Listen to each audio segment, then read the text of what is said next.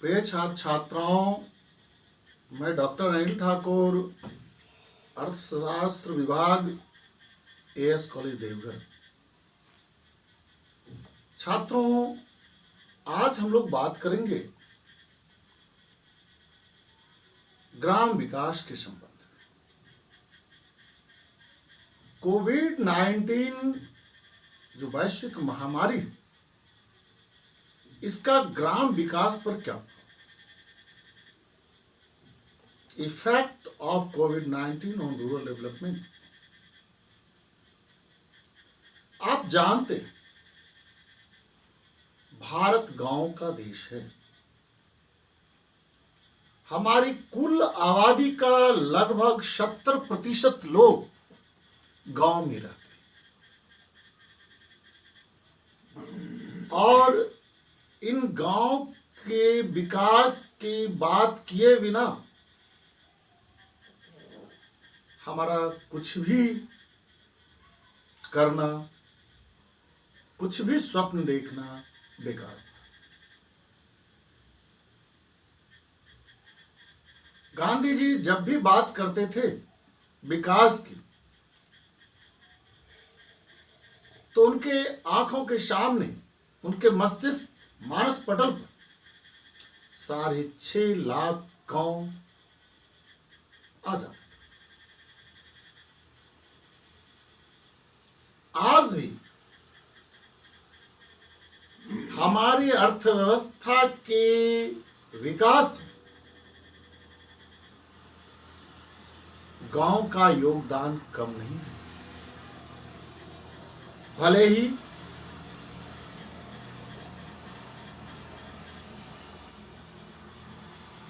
Manufacturing sector, service sector काफी उन्नत हो गया हो,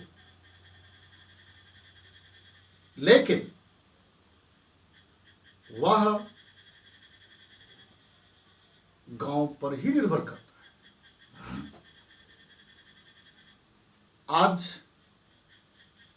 6.5 लाख गांव कम होता जा रहा है। कम होने का मतलब यह नहीं है कि गांव समाप्त हो गया, गांव है, बल्कि शहरों के विस्तारीकरण ने गांव की संख्या में कमी लाई।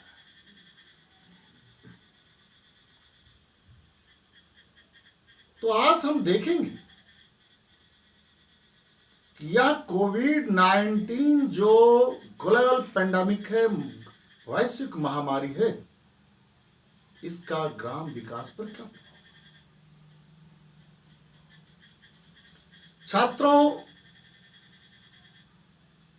इसको हम 2 रूप में ले सकते हैं। इसकी 2 अवधारणा को हम देख सकते हैं। एक यह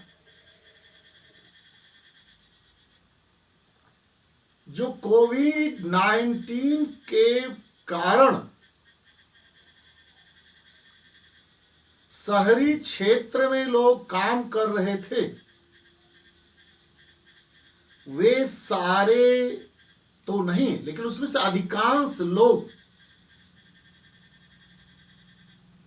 रिवर्स माइग्रेशन में आए, अर्थात शहरों से गांव की तरफ लौटे।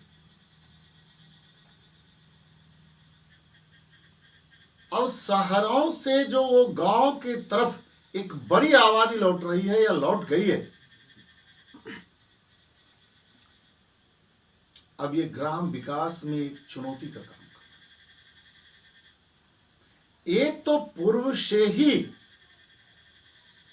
ग्रामीण क्षेत्रों में, ग्रामीण क्षेत्रों की जब बात हम करते हैं तो हम एग्रीकल्चर सेक्टर की बात करते हैं। तो पहले से ही, पूर्व से ही कृषि क्षेत्रों में लोग छुपी हुई बेरोजगारी, डिस्गाइज्ड अनएम्प्लॉयमेंट और मौसमी बेरोजगारी, सीजनल अनएम्प्लॉयमेंट के शिकार थे। ये पहले से था। दूसरा, इतनी बड़ी संख्या में लोग गांव की तरफ आए। अब गांव में दबाव बढ़ने लगा। अब हम इसमें यह देखेंगे कि इस चुनौती को कैसे ग्रामीण अर्थव्यवस्था सामना करता है।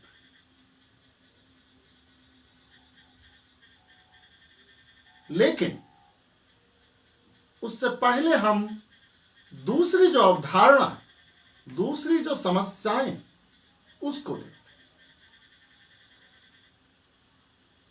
छात्रों, दूसरी जो महत्वपूर्ण समस्याएं हैं वो ये कि शहरों में जो उद्योग चल रहा था, चाहे वो शुगर मिल हो, कॉटन इंडस्ट्री हो, या फिर एग्रो बेस्ड इंडस्ट्री हो, ये सारे इंडस्ट्री जो डायरेक्टली और इनडायरेक्टली कृषि उत्पाद पर निर्भर करता था, उसकी मांग में काफी कमी हो, क्योंकि वो फैक्ट्रियां बंद हो रही, वो फैक्ट्रियां कम काम कर रही है, प्रोडक्शन कम कर रही है। तो जब इससे जुड़े कृषि और कृषि उत्पाद से जुड़े फैक्ट्रियां अपने उत्पादन को कम कर, इसका सीधा मतलब कि कृषि उत्पाद का जो बाजार था वो प्रभावित हो गया। मतलब साफ है कि कृषि वस्तुओं की जो मांग हो रही थी रॉ मटेरियल्स के रूप में, कच्चे माल के रूप में, वो कम हो गया।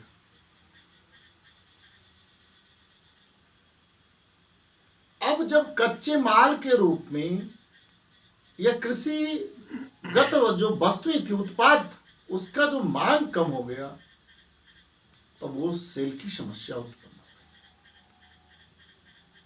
तो अब ग्रामीण अर्थव्यवस्था में दो महत्वपूर्ण चुनौतियां शामिल। एक तो यह हुआ कि शहरों से लोग पलायन गांव की तरफ किए, और गांव में एक तो पूर्व से ही पॉपुलेशन प्रेशर ज्यादा था, जनसंख्या का भार ज्यादा था, अब और अधिक भार हो गया। अब इस भार को कैसे ग्रामीण अर्थव्यवस्था झेलता, इसको देखना होगा। ये एक अहम चुनौती। और दूसरी ओर इस चुनौती को और बढ़ा देने वाला चुनौती है कि जो कृषिगत उत्पाद था, कृषि से संबंधित जो हमारा उत्पाद, जो कच्चे माल के रूप में प्रत्यक्ष और अप्रत्यक्ष तरीके से शहरों में खपता था, बिक्री होता था, उसका मांग था। अब उस मांग में कमी आ रही है, क्योंकि वो फैक्ट्रियां बंद हो रही है, फैक्ट्रियां अपनी प्रोडक्शन को कम कर रही है। छात्र, इन चुनौतियों में पहला जो चुनौती है वो है रोजगार का, कि कैसे ग्रामीण अर्थव्यवस्था रोजगार का सृजन करे, ताकि बाहर से आए, अपने यहां जो पूर्व से मेन पावर है, श्रम शक्ति है, उसका उपयोग तो करे ही, बाहर से जो आने वाले श्रमिक हैं, कामगार हैं, जिसका काम छिन गया है और वो पुनः अपने गांव की तरफ मुड़ गए हैं, उनको रोजगार प्रदान करें। और इसमें वह जो दूसरी प्रमुख चुनौतियां हैं वो कारगर साबित होगी इस चुनौतियां को समाधान में बदलने की। वो जो कच्चे माल का मांग हो रहा था वहां, उसका मांग अब नहीं हो रहा है। कृषि जो उत्पाद था वो बाजार नहीं क्रिएट हो रहा है, वो उसका खरीदार नहीं हो रहा है। ये जनसंख्या और वो जो खरीदार नहीं हो रहा जो उत्पाद, इन दोनों का अगर समायोजन किया जाए, सही तरीके से एडजस्ट किया जाए, तो एम्प्लॉयमेंट भी क्रिएट होगा और हमारा जो रॉ मटेरियल्स है, कच्चा माल है, वो भी खप जाए।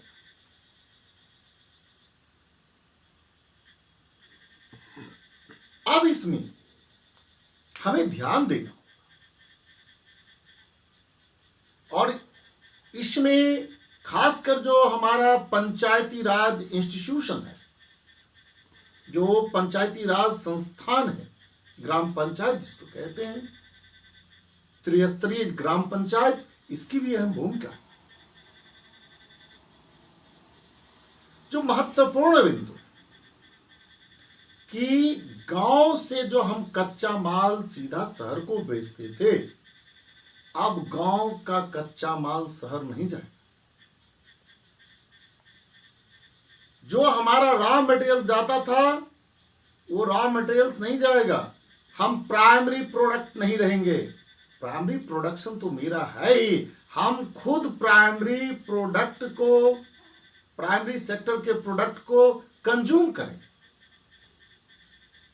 और फिर हम उसे सर्विस सेक्टर में तब्दील कर दें। अगर हम ऐसा करते हैं कि गांव के जितने उत्पाद हैं उसका वहीं प्रोडक्शन शुरू किया जाए। ठीक है, अभी आम का सीजन है, जो मैंगो फ्रूटी बड़ी बड़ी फैक्ट्रियां शहरों में बनाया जाता था, वो छोटे लेवल पर से हम सीधा आम ना बेचें, हम उससे फ्रूट तैयार करें। हम सीधा हल्दी का गांठ ना बेचें, हम उसे डस्ट तैयार करें और फिर हम अपना ब्रांड बनाएं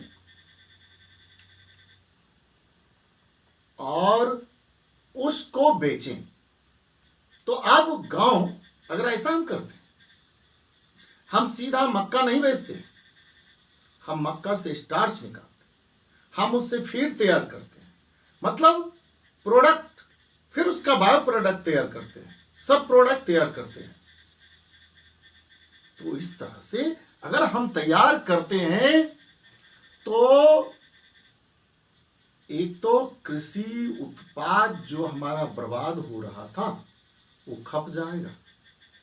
वो बर्बाद नहीं, उसके मांग के लिए हम मोहताज नहीं रहेंगे, हमारी वस्तुओं का मांग हो, हम खुद उसका जो है प्रोडक्ट तैयार करेंगे। और दूसरी, जो इतनी बड़ी जनसंख्या शहरों से गांव की तरफ आ, इसको हम रोजगार दे सकेंगे।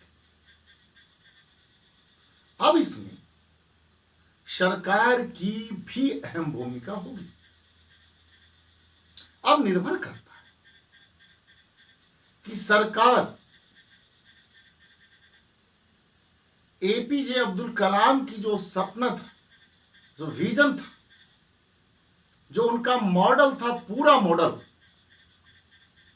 कि लोग गांव से शहर नहीं, शहर से गांव की तरफ जाए, अर्थात गांव के इंफ्रास्ट्रक्चर को इस तरह से डेवलप कर, इस तरह की आधारभूत संरचना तैयार करे सरकार गांव में कि लोग शहर से गांव की तरफ बढ़े। तो अगर सरकार ऐसा करती है, इंफ्रास्ट्रक्चर तैयार करती है, तो निश्चित रूप से गांव में रोजगार के अवसर बढ़ेंगे। इतना ही नहीं, गांव में रोजगार के अवसर बढ़ने के साथ ही जो आत्मनिर्भरता की बात है वो आ जाए कि गांव शहरों पर निर्भर नहीं, बल्कि शहर गांव पर निर्भर करेगा। और गांव को अगर सरकार इसमें मदद करती है तो गांव को सिर्फ प्रोडक्शन अपनी गांव के लिए नहीं, लोकल फॉर वोकल। हम जो प्रोडक्ट करेंगे, ग्रामीण अर्थव्यवस्था में जो प्रोडक्शन होगा गांव में, प्रोडक्शन होगा गांव ग्रामीण स्तर पर, लेकिन उसकी बिक्री ग्रामीण स्तर पर नहीं होगी। इसके डिमांड को क्रिएट किया जाएगा एग्जीबिशन के द्वारा, प्रदर्शनी के द्वारा, और हम इसे विश्व लेवल तक पहुंचाएं। तो जब हम अपनी वस्तुओं को जो ग्रामीण अर्थव्यवस्था में तैयार हुई है, जो गांव स्तर पर तैयार हुई है, उसकी क्वालिटी को हम बेहतर करते हैं। हम देते हैं क्वालिटी विथ क्वांटिटी और क्वांटिटी विथ क्वालिटी, और इसका डिमांड एग्जीबिशन के द्वारा, प्रदर्शन के द्वारा, एडवर्टाइजमेंट के द्वारा, अपनी क्वालिटी से, बायलिटरल ट्रेड के द्वारा, द्विपक्षीय समझौता व्यापार के द्वारा, मल्टीलिटरल ट्रेड के द्वारा हम इसकी मांग को बढ़ाते हैं, इसके बाजार का हम विस्तारीकरण करते हैं। तो निश्चित ग्रामीण अर्थव्यवस्था आज के दौर में भी आत्मनिर्भरता के साथ साथ विदेशी मुद्रा अर्जन का एक साधन होगा।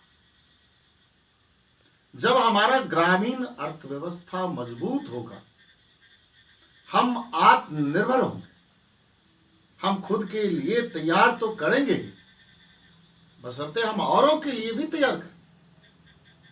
तो फिर हमें चीन जैसे देश की धमकी सहने की जरूरत नहीं होगी। चीन की धमकी का डर नहीं होगा।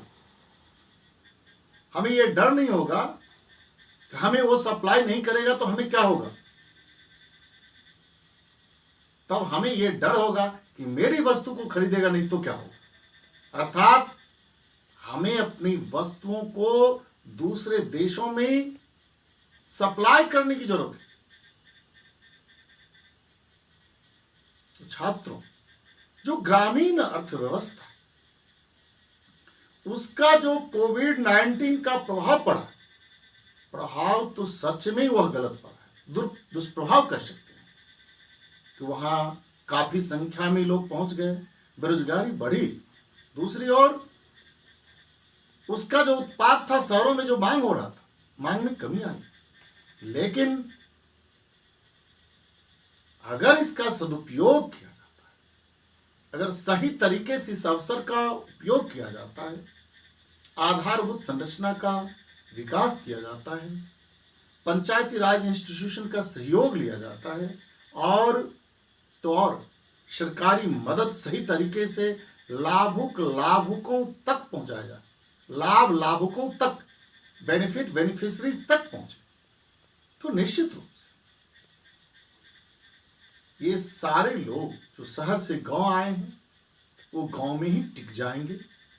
उन्हें गांव में रोजगार तो मिलेगा ही, साथ साथ गांव आत्मनिर्भर होगा, जिसकी कल्पना गांधी जी, जिसकी कल्पना एपीजे अब्दुल कलाम ने किया।